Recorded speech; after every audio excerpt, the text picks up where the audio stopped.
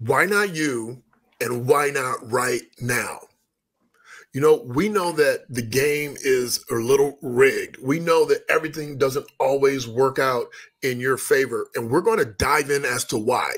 And in 3 simple steps, I'm going to show you how to get ahead of 99% of people.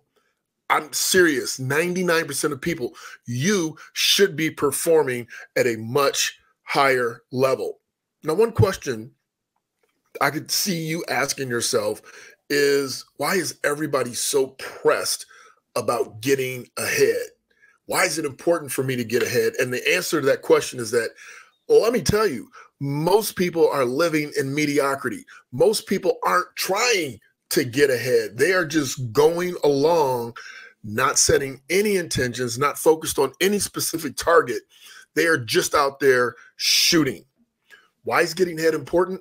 Because 85% of working people are living check to check. They are just getting by. They have over $8,000 of charge card debt, and 73.6% of people are overweight. I mean, we're not winning in any area. Understanding this, you should want to get ahead of anyone just getting by, of anyone that is overweight and struggling. You know what? According to a Gallop poll in 2023, only 78% of the people polled said that they were satisfied with life. Very few said they were very satisfied, and even fewer said they were happy with their life. You know, you clicked on this video, and the title of the video is to how can I get ahead of 99% of the people in 3 simple steps. That means you want more. You need more. You deserve more. And you know it and I know it, but you're not getting it.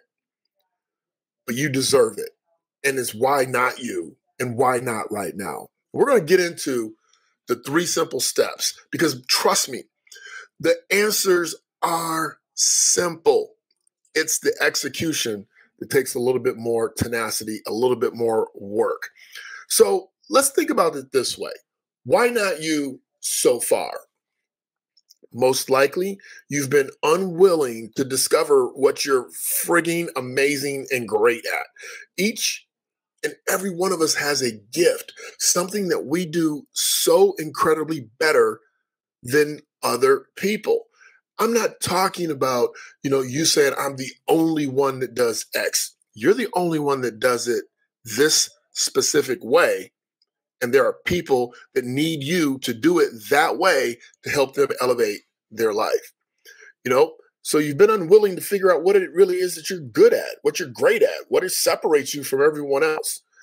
And then the next thing is consistently letting yourself off the hook for not performing at a high level.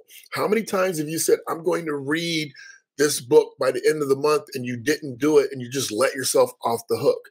You know what? You need to stay up that last day of the month and finish that book just to honor the commitment to yourself. But we let ourselves off the hook with mediocrity. Maybe next time. You want to know why not you so far? You haven't held yourself accountable. Up until now, you've been unwilling to step up and step in. You have to step up and say, yes, it is me now. And then you have to step into that pathway. I haven't given you 3 steps yet. I'm just telling you why it hasn't been you so far. And one other potential reason why not you so far is because you feel obligated to people and to institutions that don't obligate themselves to you, meaning you're consistently giving and more understanding and not receiving any energy or recompense in return. So you're giving, but you're not getting. And I know it's good to be a giver, but it's better to be a receiver. The more you receive, the more you can give. That's the law of the land.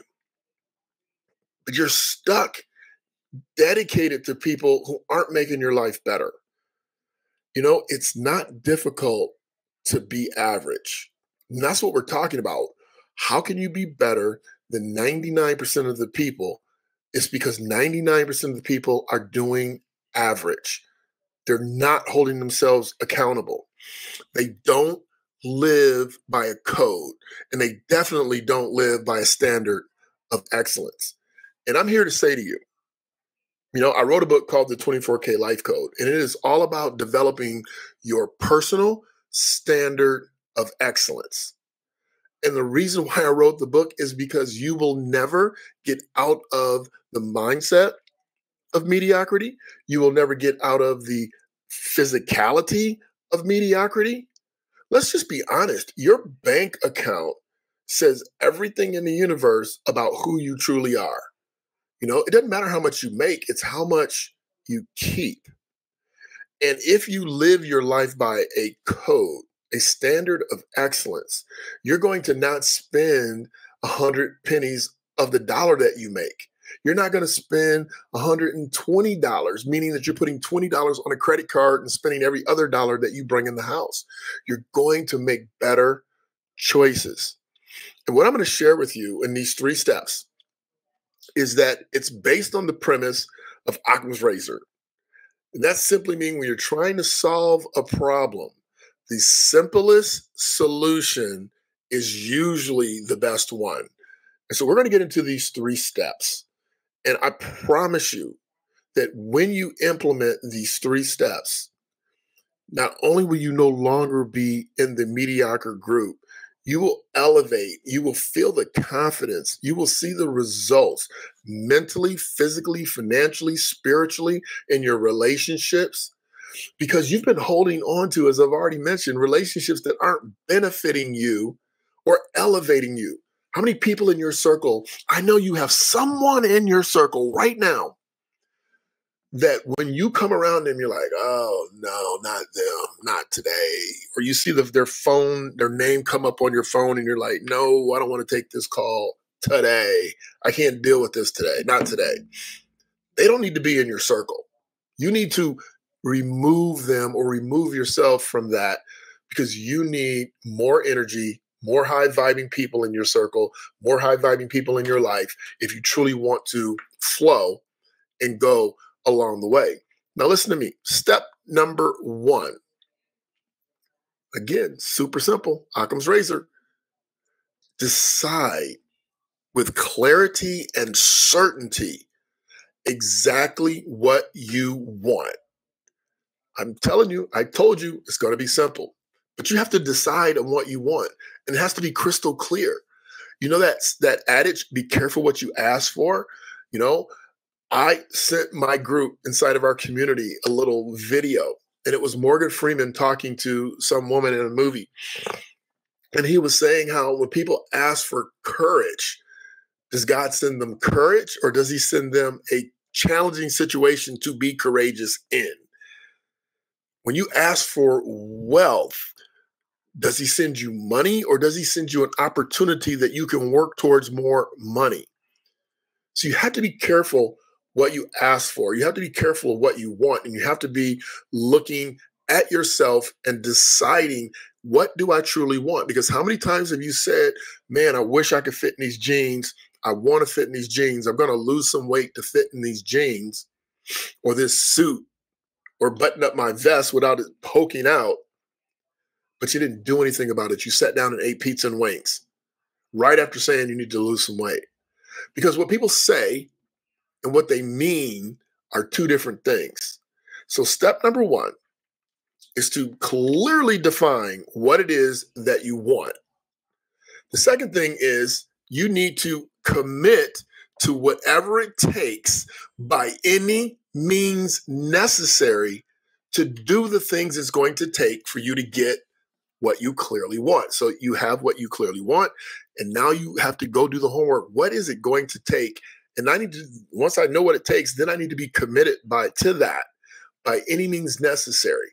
That means if you need to eliminate people out of your circle, like we've already mentioned, that means if you need to not go partying, that means if you need to work from 9 to 5, come home, clean up, rest, relax, and then go back to work for yourself or whatever it is you're trying to do from 5 to 9. 9 to 5 is one job, 5 to 9 is your second job, but it's on you It's on you elevating yourself. Maybe it's mental, maybe it's physical, could be journaling, could be helping you understand how to get more out of yourself, whatever it is that you truly want. Because inside of what you truly want is the gift that's going to feed you forever. And that's what you're looking for. I want to figure out what it is that I truly want, because what I want is going to feed me forever. And on the other side of doing that work is my reward. So on the other side of pain is pleasure. It's all on the other side. Are you willing to walk down that path through the thorns, through the thistle, through the weeds, through the jungle, through the desert, through the mountains, to get to paradise? You have to understand that when you commit to what it takes by any means necessary, that you are also committing to becoming a brand new person. You know how snakes shed their skin every so often, and they have a fresh set, and the skin that's left there looks like the old snake, the whole thing. It's amazing. You have to shed your old skin. You have to shed that not going after what you want. You have to shed being distracted very easily. You have to shed the noise of society, the noise inside your house, the noise inside your head. Calm yourself, see your vision clearly, and begin to attack it by any means necessary. And so what I'm really sharing with you in this step number 2 is that you have to isolate yourself. You have to become a new woman, a new man, somebody that people don't recognize. And when they don't recognize you, they're not going to want to be around you, because successful people don't like lazy people. They don't like unsuccessful people that don't try. Okay? People who are average don't like exceptional people, right? They look at you and say, well, somebody must have given it to you. It was easy for you to stay in shape. Your parents were wealthy, so you're wealthy. No, don't listen to that noise.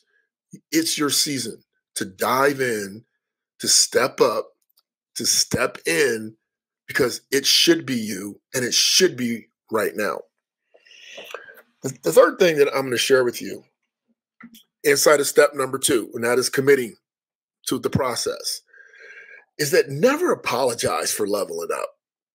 People are going to want you to apologize when you don't want to go hang out with them anymore, when you don't want to frivolously travel with them anymore, when you don't want to do the things that waste your time, your money, your energy, your resources, your joy.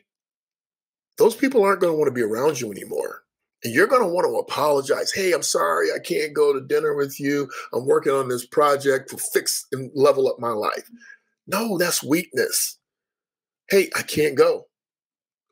Other commitments. Don't apologize for being amazing. Don't apologize for leveling up. Don't apologize for being great and seeking greatness, because that's who you truly are. And if they don't love you, like you inside of your greatness, inside of your expertise, inside of your joy, inside of your flow, they're not your people. And I know this may be hard, because I know some of these people are really close to you. You might be married to them. You might have been birthed by them. You might be a sibling, but you need to separate yourself, and you need to understand that it is up to you to seek greatness, to get greatness, and to do it by any means necessary. And number 3, here's number 3. You need to lock in for 24 months. It's 2 years. Lock in. Now, you might not need the full 2 years, but let me tell you something. People tend to give up before they really get ready to strike gold. Look up the story Acres of Diamonds. You need to understand that you need to lock in, put your blinders on, put your earphones on. Don't listen to the nonsense. Don't listen to the naysayers. Don't listen to the haters. Don't entertain anything that is not moving according to the plan of your clarity that you've structured for yourself, that you laid out for yourself, that you know is meant for you to elevate not only your financial life, but your physical life, your spiritual life, your mental life. Put on your blinders. I like to say, put on your blinders or put on some sunglasses. So you may see that bullshit coming, but you refuse to acknowledge it. You will not acknowledge anything that's not on your path. And inside of locking in, you're going to create consistency. And consistency creates momentum. Because let's be clear, motivation is overrated. Look at this illustration about motivation and versus consistency. It's crystal clear that motivation is only going to take you so far, but consistency will get you momentum, and momentum will help motivate you to keep going until you get what you came for. And I'm going to give you a bonus step. Are you ready for a bonus step? There's a bonus step. So I've given you all 3 steps. Here's the 4th bonus step. It's called rinse and repeat. So you have gotten completely clear. You've implemented a strategy and you're locked in. But give it 3 months and then recalibrate. You need to know that you can't quit too soon, but you also can't spend months and months and months and months going down the wrong path. You want to understand that it takes some opportunities for you to look at things and say, okay, this isn't working. I suggest you use 3-month intervals every quarter. We do it in the investment world. We completely recalibrate portfolios every quarter. Every quarter of the year, people are looking at their books compared to last year. And I'm saying for you in your own personal life, you should look to recalibrate, to rinse and repeat. Rinsing meaning wash off all the things that aren't working for you, and then go back and repeat the process. Am I clear? Am I committed? And am I locked in? And if you do that, you're going to quickly decipher what's working and what's not working. And I'm going to give you one more bonus. So on that locking in process, there's a rule called the 80-20 rule. It's also called the Pareto principle. And this principle is one in which it says that you will get 20% of all of your reward, okay? 20% of all your rewards from 100% of the people out there kicking it. So it's the 80-20 rule. 100 people are working, 80 aren't doing anything, 20 are going to make things work. So when you look at what you're doing, when you look at the effort that you're putting out, when you look at your plan, you only need the core 20% of it to hit the home run. You only need the 20% to win the game. So make sure that you're really narrowing down with sincere clarity what it is that you need to do, and then begin to eliminate anything that 80% of your life is not contributing to your life, be it the foods that you're eating for your nutrition, be it that the money that you're spending on things you don't need, those Amazon purchases coming in your home every day, or maybe it's the relationships that are blocking you from that clear vision of who and when and where you're supposed to be. I know that it's inside of you, and I know that you know you deserve it. And it's going to be up to you, because no one is coming to save you. You have to save yourself. And if you want to live a great life, if you want to live the best life, then you need to commit to yourself. Take these 3 steps, implement them, and rinse and repeat. And I promise you, in 24 months, people won't recognize you. I'm Derick Gant. Be your best. Bring your best. Leave nothing to chance.